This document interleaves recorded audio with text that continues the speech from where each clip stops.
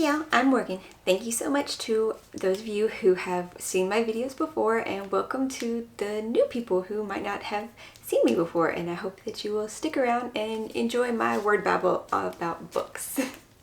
Today we are talking about Holly Black's new release, Book of Night. I got the Barnes & Noble's edition one, which has this pretty darker cover. It's actually raised up a little bit here around our sunny moon thing.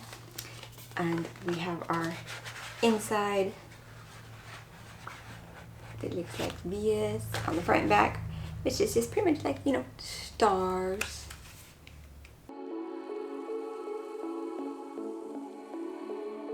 Okay, so non-spoilers first. Try to still wrap my head around it. I finished it earlier today. It weirdly took me longer than I thought it would for a just over 300-page book. Normally I don't read descriptions word for word in my reviews, but I think that gives a very good glimpse into what the outlook of the book is. Okay, so Book of Night is about Charlie Hall. She's never found a lock she couldn't pick, a book she couldn't steal, or a bad decision she wouldn't take. She spent half her life working for Golimus, magicians who manipulate shadows to peer into locked rooms, strangle people in their beds, or worse. Golimus guard their secrets greedily, creating an underground economy of grimoires, and to rob their fellow magicians, they need Charlie Hall. Now she's trying to distance herself from past mistakes, but bartending at a local dive, she's entirely too close to the corrupt underbelly of the Berkshires. Not to mention that her sister Posey is desperate for magic, and that Charlie's shadowless and possibly soulless boyfriend Vince has been hiding things from her. When a terrible figure from her past returns, Charlie descends into a maelstrom of murder and lies. Determined to survive, she's up against a cast of doppelgangers, mercurial billionaires, Golimus, and people she loves best in the world, all trying to steal a secret that will give them a vast and terrible power. This is her first foray into adult fiction, which I'm still trying to figure out what is the difference between young adult, new adult, and adult. I mean, some of them, sure, you get would be adult fantasy, like definitely the more epic ones, because you know it takes a more commitment, I suppose. But then some people read things when they were younger that would be classified as an adult fantasy. So I don't know. Besides the fact that it was kind of darker, edgier, grittier, maybe, I wouldn't say this was all too much different from her other works. In The Folk of the Air, you know, Jude was an assassin. She killed people. Maybe there wasn't so much detail about it, like detail, but yeah, it happened. Adulty things were kind of glossed over more in that book, of course, or maybe more romanticized. But yeah, I still don't get it, because A Court of Thorns and Roses, you can find that in the young adult, sometimes at Books A Million, and that definitely has mature content. And Book of Night, though, while some of that mature content was in there, there was not a lot. Definitely not, you know, because it's not the romance fantasy kind. But it wasn't also detailed about it. It was just, it happened kind of. And I like that. I like when books do that as well, especially if they are supposed to be just fantasy, so they're not supposed to delve into that. But other than the fact that it was slightly edgier, like it actually went into detail about some of the death things, and it had a little bit of mature content there. I don't know. I'm not sure exactly about the classification. Oh well. For the story itself, I greatly enjoyed the story. It was definitely well written, as I found all of her stories to be. The only thing, Charlie is kind of a likable character, but at the same time, I don't know, she's also a maybe standoffish character, because, I mean, that's the way she's portrayed is too. It's like she's tries to portray herself as the toughest and the best, and she is. She's a very, very good thief who is out of the game now, and a lot of people either want to live up to how good she was, or, you know, bring her back in, get her for past deeds. it all kind of circles back around on Charlie. And the fact that she's an adrenaline junkie and kind of gets off on the heists and the robberies, and it's not even really about what she's trying to steal or the job. It's the action itself.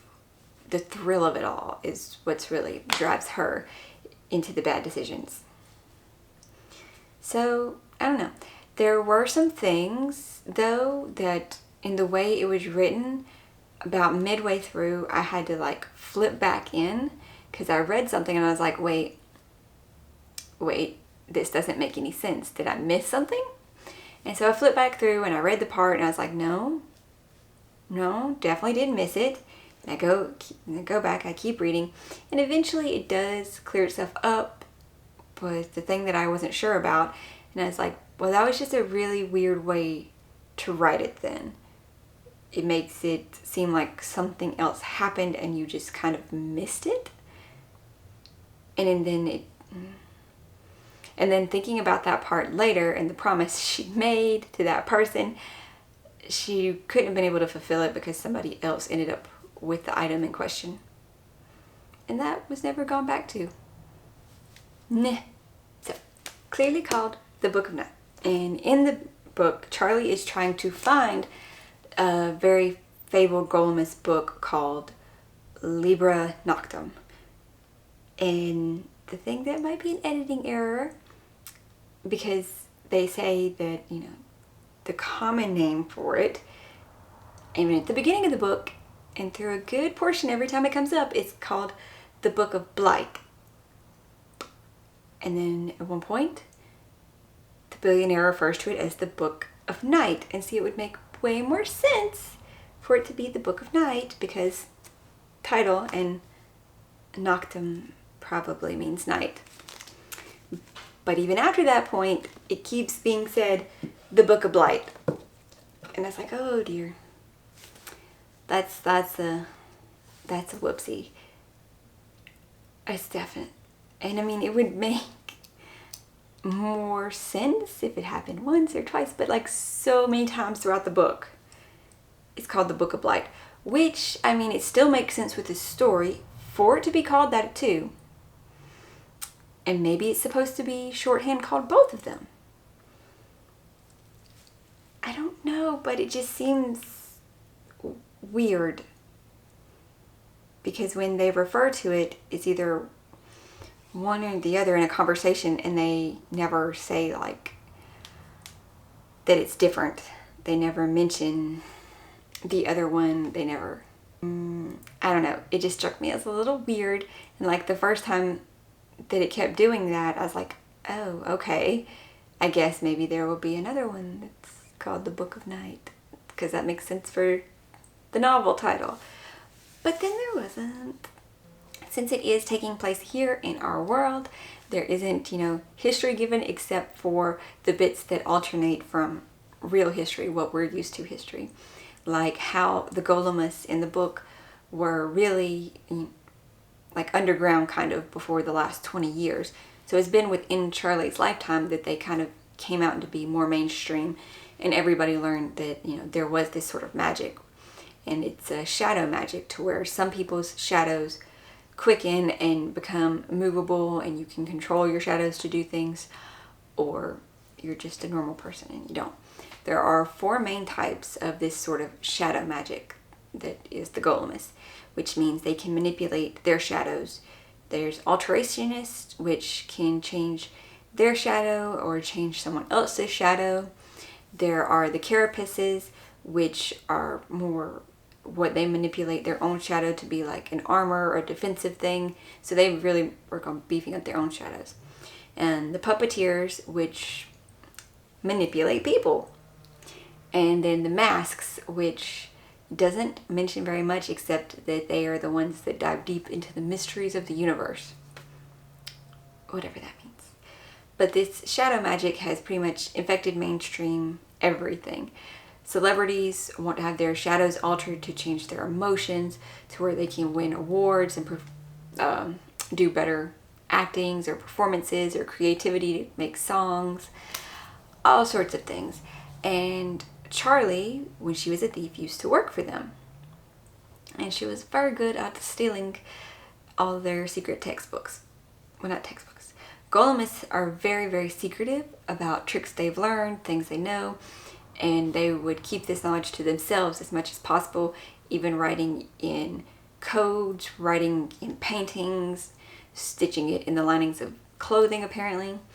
And she would be hired out to retrieve these from certain places or people, museums, lots of different things. And she got really, really good at it. But at the point the book is starting, she is on the straight and narrow, or at least she's trying to be. And it goes through her trying to not fall back into that bad path every step of the way, knowing though that she's doing it and that she doesn't want to, and then just saying there's no point now.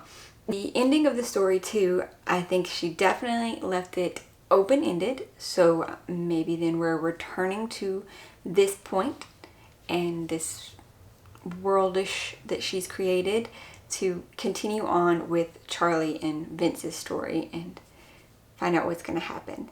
I think she definitely left it open to a lot of possibilities from there.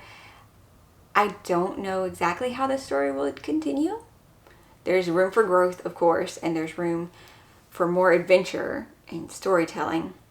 So I think maybe it's a good possibility, and I would probably definitely continue to read it. If we do, I might look up some interviews with her and see if that is mentioned. Spoiler time, I guess. I don't know as much. My brain is not there as much to say about the spoilers. Charlie Hall, now that she's on the straight and narrow, has been working as a bartender at Rapture. And what is not so straight and narrow about this is that there is an underground Golemist parlor under Rapture, run by the guy that she used to work for, who actually helped her get the bartending gig. And he still wants her to come back and work for him because she was just such an excellent thief. Walking home that first night of our book, she comes across a dead body, and someone with shadows for hands is standing over it, and it is very gruesome murder. And it's not just the person who's dead either. Their shadow has been like torn to shreds and just is blowing in the breeze, and that's a weird thought. So she is of course duly freaked out. So she decides to start investigating into this person, and leads to her being attacked in the bar and almost suffocated by a shadow, which apparently triggers enough trauma that her own shadow begins to quicken, and she becomes a semi-golemist, which she's never wanted to be, and isn't really sure how to feel about that, but makes her sister, who does want the magic, supremely, not really jealous, but angry kind of at the universe that Charlie would get it and she wouldn't. But Posey's very nice about it, helps her find out, share the research she's done over the years, helps her talk to someone who's trying to get a PhD in this at University of Massachusetts. The thing with Charlie's boyfriend and the shadowlessness, soullessness comment in the description, I don't know, he displayed emotions, so the soullessness thing really came more from her sister saying that, as she was always a little bit put off by how Vince was acting. And as you learn more of Vince's backstory, and you kind of get like maybe that's why he's like that and why he no longer has a shadow. And then the twist there at the end, I didn't see that coming as much as I probably should have. I had kind of thought it as a possibility, but it just also, it didn't seem quite as plausible, because that particular thing had never seemed like it happened before. And then it did. So at a certain point, it mentions that Charlie comes into possession of a book. Not the Libra Nocturne, but I said that wrong, but a separate book by someone who had been murdered. And so it mentions that, she kind of stole this from somebody else. Completely not what she can go on there for, but just as a consolation prize. And then a little bit later on, she brings it up to Balthazar, her former boss. And he said, oh, someone else has already got that. I'm talking about, I think he called them Raven. And I was like, well, okay, he means the person she stole it from possibly, but then the Raven part didn't make sense. And then Charlie went to go see Raven, and it still didn't quite make sense about the book, because it almost sounded like she had given it to somebody, but she hadn't. And then she starts talking to Raven and, you know, makes the deal where she will give her the book. She just needed information in a few days first. The few days happen, but the book no longer becomes in Charlie's possession, so she doesn't follow through on that, and it completely drops how she kind of said she would do that. I feel a little bit bad there, because that was something that went unresolved, and Raven actually like helped Charlie a little bit to understand some things. Then the end of the book, that was a very big roller coaster of events that took place, and it was a little bit wild and stretchy how this all came about, really. So the cat is messing with the box now. But from the way it concluded, I really think that maybe there's more to work with, and we shall see. I was so excited for this book to release, and it was good. Definitely, it's going to be a 4 or more star read, maybe like 4.25, because I liked the story that she told. I liked where it was. I liked the way that it was kind of explained and built up to, and really enveloped you into like this is our world, and this is the way it's always been. And I don't know, I like her storytelling and how she flows through that. Charlie as a main character was okay, likable in a sense. She's an adrenaline junkie, so it takes a little bit to get used to. And I don't know, I felt like sometimes she would just fall back into the same patterns, and I would like to see Charlie do maybe a little bit better for herself. So hopefully, if she is going to continue this series, Holly Black will give Charlie more in the next one. More sense of self, more help and everything. So, yeah, like I said, probably 4.25, because I did really enjoy it, but there's just something, and I can't put my finger on yet, that's holding me back from being like, I love it as much as like the Folk of the Air series. Like, upon reading The Cruel Prince, I just loved it. Had to read the next ones, and I'm just not quite there with this one. It's still highly enjoyable, and I would recommend this for pretty much everybody. There should be something to dive into and just get carried away with this book. Book of Night is out everywhere now in physical, ebook, or audiobook, and hopefully my rambling review was coherent. I feel like sometimes I strayed and we got lost in a rabbit hole. Sometimes like Charlie.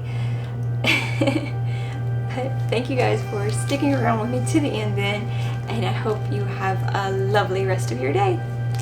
Bye guys.